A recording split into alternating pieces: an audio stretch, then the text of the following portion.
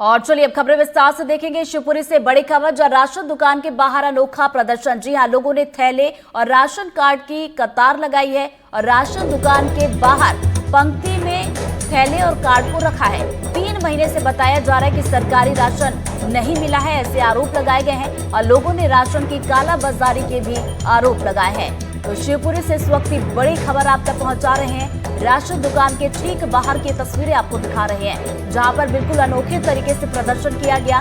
लोगों ने, आप देखिए किस तरीके से यहां पर थैले और राशन कार्ड की कतारें लगा दी हैं और राशन दुकान के बाहर पंक्ति में थैले और कार्ड को रखा गया। बताया जा रहा है कि 1 नहीं 2 नहीं बल्कि 3 महीने हो चुके हैं, लेकिन इन्हें राशन नहीं मिला।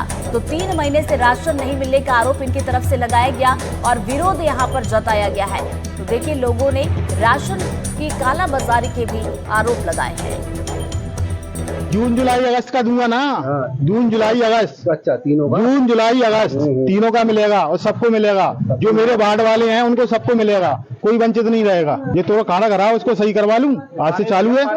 पानी के चक्कर में क्या कल पानी बरस रहा था, पानी के चक्कर में नहीं बांट पाए। मतलब 10 तारीख से बांटना शुरू करते हैं जी, तो पूरा महीना निकल गया। जनता चक्कर लगाती है, चली जाती है, कंट्रोल नहीं खुलती।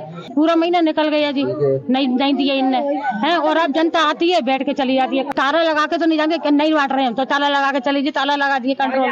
कंट्रोल पे क्या सामान लेने आए हो? ना ले आए, तो क्या हुआ पर? नहीं दे रहा। क्या कह रहा है? अब नहीं आ जो रहा वो रहा, पर ना देता है तो वही 1.5 किलो कम देता है। कितने दिन से चक्कर? अपन तोलते तो वो भी कम देता है। कितना कम निकलता है? 1.5 किलो कम नहीं करता है। सबको नहीं कहता, मेरा का सबको।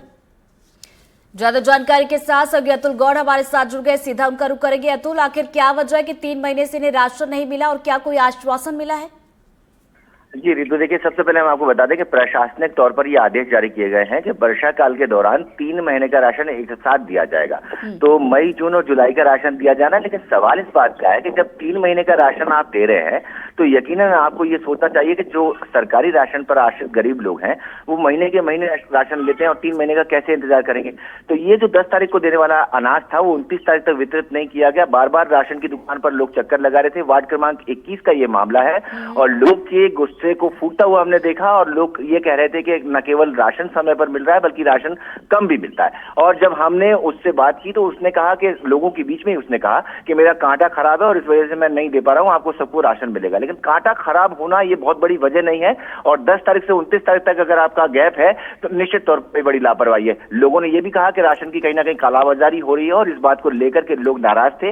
हालांकि जब प्रशासनिक अधिकारियों से बात की गई तो प्रशासनिक अधिकारियों ने कहा कि 3 महीने का राशन सबको वितरित किया जाएगा और जहां तक कालाबाजारी की बात है तो कालाबाजारी को हम नहीं मानते हैं। लेकिन कई मामले ऐसे आए हैं रितु, जिस दौरान हमने देखा कि राशन की दुकान पर लोग न केवल परेशान हो रहे हैं बल्कि राशन के लिए मारामारी हो रही है। तो फिर ऐसा क्यों है? अगर कालाबाजारी नहीं हो रही है फिर राशन क्यों समय पर वितरित नहीं हो पा रहा? ये एक बड़ा सवाल है जिसका जवाब फिलहाल प्रशासन के पास नहीं है। जी रितु, तो चलिए ये इंतजार होगा कि आखिर प्रशासन की तरफ से इस पूरे मामले को लेकर क्या कुछ जवाब दिया जाता। फिलहाल बहुत बहुत शुक्रिया अतुल आपका तमाम जानकारी के लिए। मध्य प्रदेश में नर्सिंग शिक्षा विवादों से उबर नहीं पा रहा। इसमें फर्जी कॉलेज और एडमिशन घोटालों को लेकर सीबीआई जांच भी चल रही है।